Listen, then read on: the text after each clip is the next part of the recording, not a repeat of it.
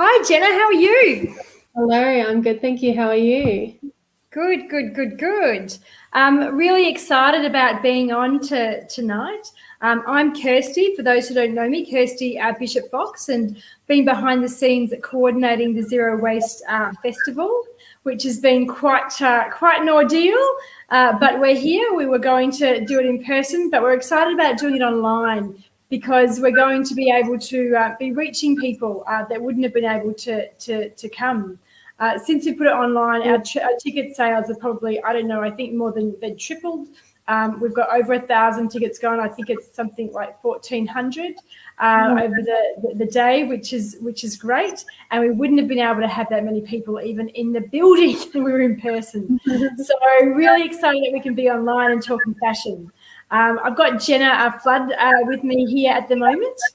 Jenna will be talking about fashion at the festival, but I thought I'd give you a little bit of a teaser and find out a little about Jenna and see what she has to say about fashion. She won't be doing a whole presentation tonight, but I've got some questions because I've known Jenna for a little while, but I don't actually know how she got into this slow fashion movement and sustainable fashion.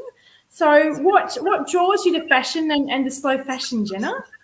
Well, it was really an accident that I became a slow fashion stylist. It was not planned at all. I did study styling, so that was planned, but the slow fashion part was not planned. So, I've always loved fashion. It's what I like. I like shopping, but I always shopped at fast fashion stores. That's all we had in Tasmania. We had JJ's, Supre, Sports Girl, Kmart. That's about it.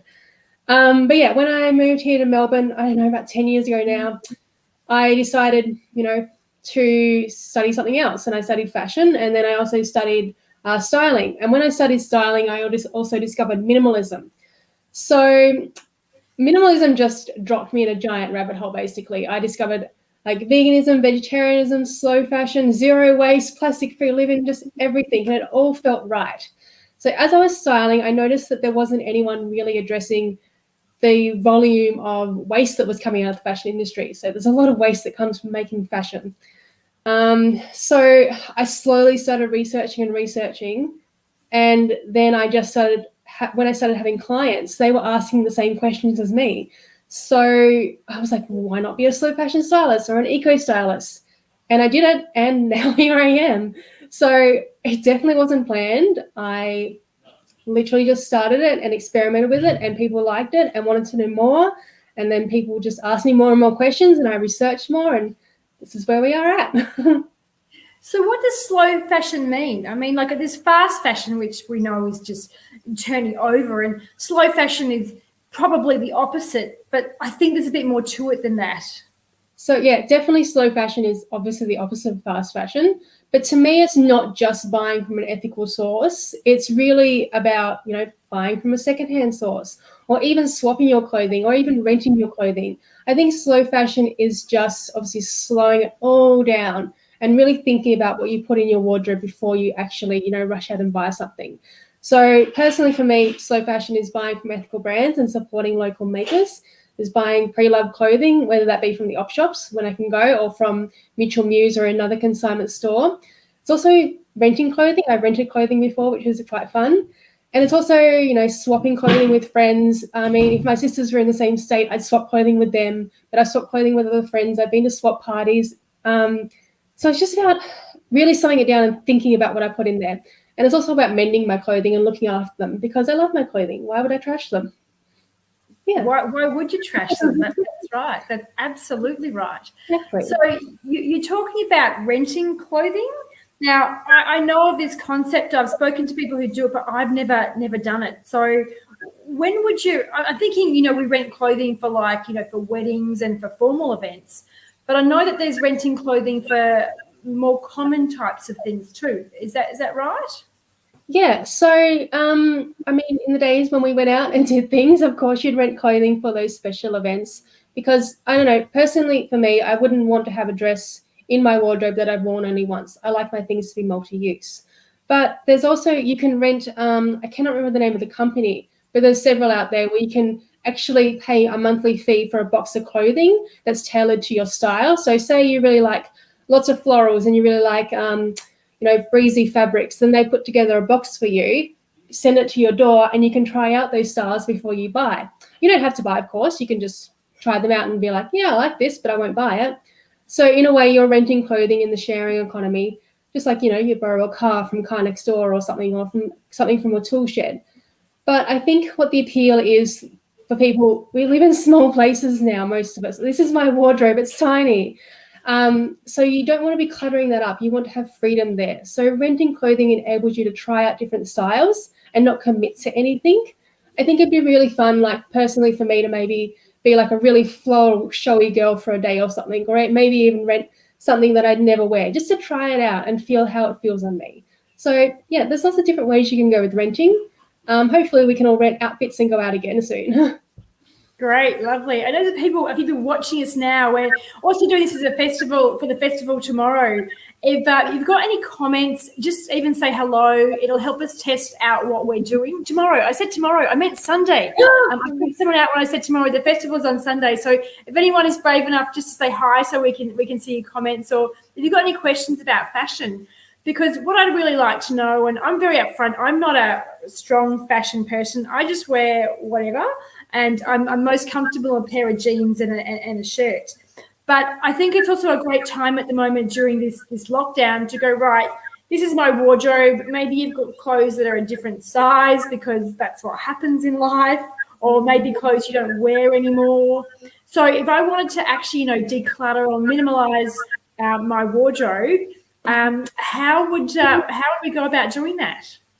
Well, it's a little bit difficult at the moment just because we're in and out of lockdowns and everyone is yo-yoing about everywhere. So you don't want to be getting rid of stuff that you actually will keep when we open back up. So I think the best thing to do is take everything out of the wardrobe and then go through what you're actually wearing. Like for me, it's mainly sweatpants. But anyway, maybe you do Zoom calls and you have to look nice up top. So I would take out the things you do wear and the things you love that you would definitely wear when we go back to I keep saying normal, but I feel like that's never going to happen. When we keep going back to a way where we can wear pants outside, let's put it like that. So what I would do is take everything out, pick out those favorite pieces, and then maybe there's some pieces that you don't quite like or you haven't worn in quite a while. Instead of taking them straight, putting them in a box for the op shop, I would actually put them in another box and label that a challenge box. And maybe write like a date that's like 3 months from now or something and be like, will I wear these pants within 3 months? If you didn't think about those pants within 3 months, they're probably not the pants for you and it's time to let them go. So you can either, sell them, donate them when the op shops are back open, give them to a friend, the choice is yours. Maybe you can mend them if they're a little bit sort of patchy and not quite fit for wearing again. Maybe you can mend them or put them stuff them into a dog bed or make a cool cushion. Entirely up to you. Great. We've got a question here from Alice. And she said, hi, Jenna. Any advice on getting the perfect pair of secondhand jeans? I've bought so many and none are right. Jeans are hard. I know. I took quite a while. I think the first lockdown, my shape changed because I was eating so much in lockdown, but who wasn't? And I had to get rid of all my pants and find new pants. Luckily, I work in a consignment store, so it's a little bit easier for me. When the pants come in, I could try them on straight away. But I think something that really helped me was actually going to a shop, which I didn't like, but I went there anyway, and I tried on the jeans. I tried on all different sizes and styles of jeans. Then I, either took a photo or wrote it down, however I remembered it, and then I looked for them online. Now, it is a little bit tricky because one pair of jeans is not exactly the same as another pair of jeans, even in the same brand and the same make and the same size. Yay for us. But I think taking note of your measurements helps as well. If you're buying them, say, from eBay or something, you can ask the seller for the measurements. Obviously, when the shops are open again, it's much easier to try them on. But I really recommend, if you've owned jeans before, thinking about the brand that you liked before. So maybe they were the right height, but they weren't right around the waist, which is something I have trouble with as well. They're the right height, but they had gape at the back. So I've just actually taken them in. I've made them fit everywhere else, but if it's a gaping at the back, I actually get a tailor to take them in, which I've done a few times with some other pants. I think that's the best way to get jeans to fit you. Otherwise, it's asking questions about the fit of the jeans. Also, if you have the same trouble as me where your butt is bigger than your waist, there's actually some brands coming out now I think it's Hera or Hera denim, Hera denim, that is actually making jeans for people with bigger butts than waists, which they've only just started. I haven't dug into them yet, but it seems like a really good option for people who just can't find them secondhand. I mean, if you buy something new and wear it for ages, that's great as well. Hope that helps. Yeah, no, I always find it, my challenge with buying jeans or any pants is length. I've always got to get them taken up. Yeah, that's a common one. They always make them like really long. Like, who is that tall anymore? Yeah, that's right. We've got a few other comments here. We've got someone here who says the challenge box sounds great. I actually think it sounds tough, actually. 3 months? I think I'd have to give it 6 months because I'm a summer-winter person. Yeah, but whatever date suits you. Honestly, there's no like set time limit. It could be like a day if you wanted it to, but that probably wouldn't work the best.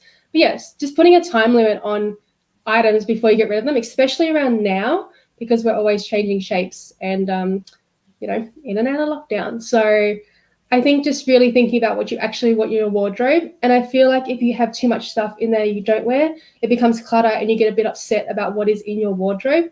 I know that's what I feel like. I get frustrated and angry because I think I've got nothing in my wardrobe, but you can see I do. So I have to take things out and put them away so I can think about them. And then if I feel I haven't worn them in that time frame or I never thought about them in that time frame, then they go to their next happy home. Excellent. Well, just in a very brief summary, what are we covering tomorrow? Because we're talking about the slow fashion tomorrow. So what are you going to talk about? Tomorrow. Sunday. Sunday. I keep saying tomorrow. I know very well it's Sunday. It's just that my life is a blur and the weekend is a weekend. Before I answer that question, actually, someone else is coming with another question, which I really think is a good one, actually. I think it's a tough one. Maybe it's not for you. I struggle with having to update uniforms for work. Any suggestions for repurposing? Because uniforms usually have like some sort of logo there. I don't know if you can unpick the logo and then it becomes an everyday shirt, or you could wear it for gardening or painting. But then there's only so many clothes you can wear for gardening or painting. I don't know if there's places like Fitted for Work and another one that has a very similar name that I cannot remember now. And they, probably not a logo uniform, but if it's maybe like a pair of black pants or something, they take that sort of those items and give them to people who are looking to outfit themselves for jobs. That could be helpful. You could maybe, I know it's hard. I think you've got to sort of, if it's a simple pair of black pants, maybe you can bring it into your usual wardrobe, but then you've also got to create a sort of a thing in your head. Oh, it's scrubs. They just commented scrubs. Oh, yeah. I don't know. That's a difficult one. I tell you what, we're going to have Tamara about tomorrow, and Tamara a lot of upcycling with clothing, and she recreates clothing. So I think that what we've got to do is try and turn it into something different. So perhaps jump on tomorrow at 1:45, and is it 1:45? I should know, yes, 1:45, and we'll cover that because Tamara will be there, and that's her superpower. But tell us what you'll be covering tomorrow, Jenna. Okay. So we're going to talk a little bit about, I guess, how to be a slow fashion advocate. So it's not just all about buying clothing. It's also, about mending clothing and looking after your clothing. And I just really want to just help people find the right level for them. Some people get a bit worried because, they have to buy clothing from Kmart or something, or they can't find anything from an ethical brand that fits them. And that's okay. We'll just sort of find the right level for you and just introduce ways we can maybe make it better in the future. So I just want to talk about, how to be a slow fashion advocate and the different levels they are and what you can do to care for your clothing, which is going to be really exciting. Great, wonderful. Well, I look forward to seeing you on Sunday at 1:45. And if anyone hasn't reserved their tickets yet, I'm just going to grab it now and pop the link into the comments. I think I can do that from here. Hopefully that's worked. I'll find out shortly if it hasn't. It looks like it has on my end. But I look forward to seeing you on Sunday.